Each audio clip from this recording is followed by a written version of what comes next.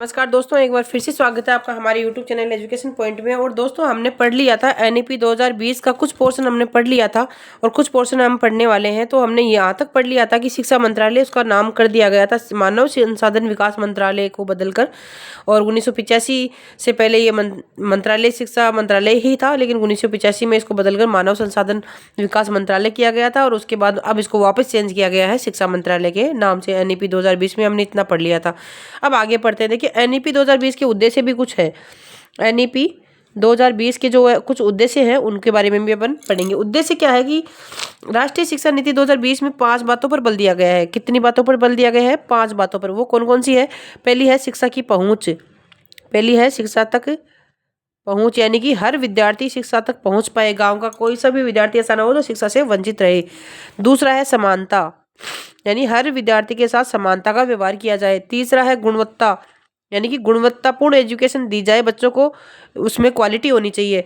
और चौथा है वहनीय, यानी कि ऐसी एजुकेशन हो जो विद्यालय वहाँ पे हो जहाँ पे बच्चे आसपास में आ सके, नहीं तो उनको जो है वो यात्रा भत्ता भी दिया जाए। और पांचवा है उत्तरदायित्व, यानी कि जिम्मेदारी। ये 5 जो चीजें हैं इन बातों पे फोकस किया गया है किसमें? एनईपी 2020 में। तो ये मेन उद्देश्य हो गए हमारे एनईपी 2020 के।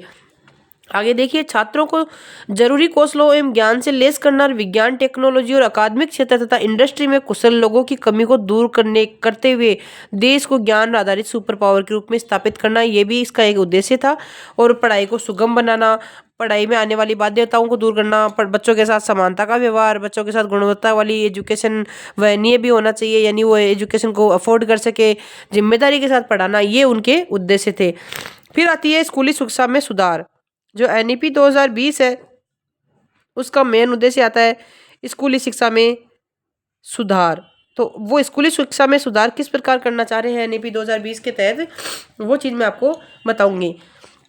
तो नई शिक्षा नीति में वर्तमान में सक्रिय 10+2 का मॉडल चलता है। आप सभी को पता है कि 10+2 का मॉडल चलता है, लेकिन इसको बदलकर उन्होंने क्या कर दिया है, 5+3+3+4 का फॉर्मूला इन्होंने अपना लिया है। ये इंपॉर्टेंट है, एग्जाम में बार बार पूछा जाता है, बहुत बार पूछा जाता है कि इन्होंने जो स्कूली शिक्षा में सुधार किया है तो वो मॉडल किस प्रकार इन्होंने चेंज किया है। तो ये ऐसे किया है 5+3+3, बार बार एग्जाम में पूछा जाता है। तो इन्होंने नया फॉर्मेट कैसे रखा है कि 5 जो स्टार्टिंग का वो 5वां जो है ना, ये 5, इसका क्या रखा है? फाउंडेशन स्टेज बोला है इसको। इसको क्या बोला है? फाउंडेशन स्टेज इसको नाम दिया गया है, जिसके अंदर 3 से 6 साल के बच्चे ना वो पढ़ पाएंगे और आंगनबाड़ी के अंदर पढ़ेंगे। किस में पढ़ेंगे? आंगनबाड़ी में पढ़ेंगे, यानी कि प्री स्कूल करेंगे। कौन सी? 5 साल, 5 मतलब जो 5 वाला है ना, 5 साल तक फाउंडेशन स्टेज करेंगे बच्चे 5 साल तक, जिसमें 3 से 6 वर्ष के बच्चे पढ़ पाएंगे और आंगनबाड़ी में पढ़ेंगे। फिर फाउंडेशन स्टेज जो है वो 6 से 8 साल तक भी चलेगी, जिसके अंदर बच्चे प्री नर्सरी यानी नर्सरी में पढ़ेंगे। नर्सरी यानी प्री नर्सरी के प्री प्राइमरी। अब प्री प्राइमरी का इन्होंने रखा है तो प्री प्राइमरी के लिए ये वैकेंसी भी निकालेंगे, इस बात का ध्यान रखना आप। वैकेंसी भी निकालेंगे ये प्री प्राइमरी की। तो इसके लिए आप लोग डीसी करके कोई एक डिप्लोमा है या एनटीटी करके आप इसके अंदर एलिजिबल हो सकते हो। फिर अगला स्टेज आता है 5 तो हो गया, अब होता है 3। अब 3 इसने क्यों रखा है? 3 में क्या रखा है इन्होंने? प्राथमिक शिक्षा।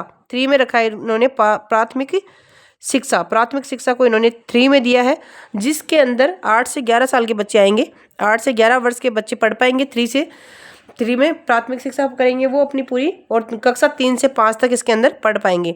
कक्षा 3 से 5 वर्ष तक, सॉरी 5वीं क्लास तक पढ़ पाएंगे। कौन सी में? 5 हो गया, 3 हो गया, ये वाला 3 है। अगला जो 3 है उसमें क्या है? अगले 3 को इन्होंने क्या नाम दिया है? मध्यम स्तर।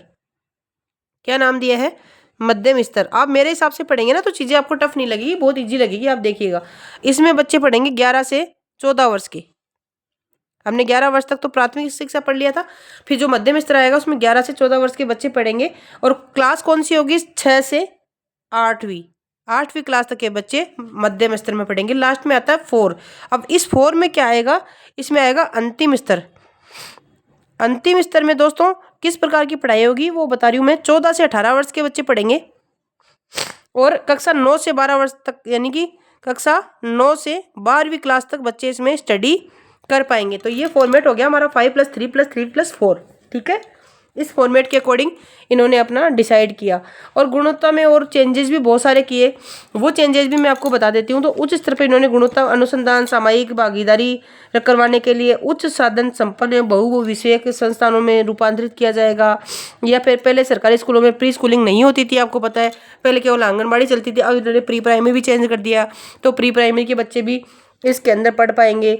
और इस प्री प्राइमरी के पढ़ाने के लिए बच्चों को अलग से शिक्षक की व्यवस्था की जाएगी, जिसके अंदर ECCE, जी हाँ दोस्तों, ECCE करके कोई डिप्लोमा होगा जो 1 वर्ष का होगा, वो आप लोगों को करना पड़ेगा, तब आप इसके लिए एलिजिबल हो जाएंगे। और वो बहुत early childhood care and education का कोई डिप्लोमा होता है जो कि आप कर सकते हो आंगनबाड़ी से, कहीं से भी आजकल बहुत सारी संस्थाएं करवाती है, वहाँ से कर लो, फिर उसके लिए आप एलिजिबल हो जाओगे।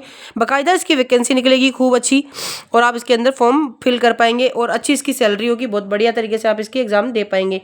तो ये हो गया मिड डे मील के साथ नाश्ता देने की बात कही गई है नई शिक्षा नीति के तहत। और सुबह के पोषक नाश्ता अधिक मेहनत करने वाले विषयों की पढ़ाई करने के लिए लाभकारी होता है, इसलिए नाश्ता देने की भी बात कही गई है। भाई बच्चों को स्टार्टिंग में नाश्ता भी दो।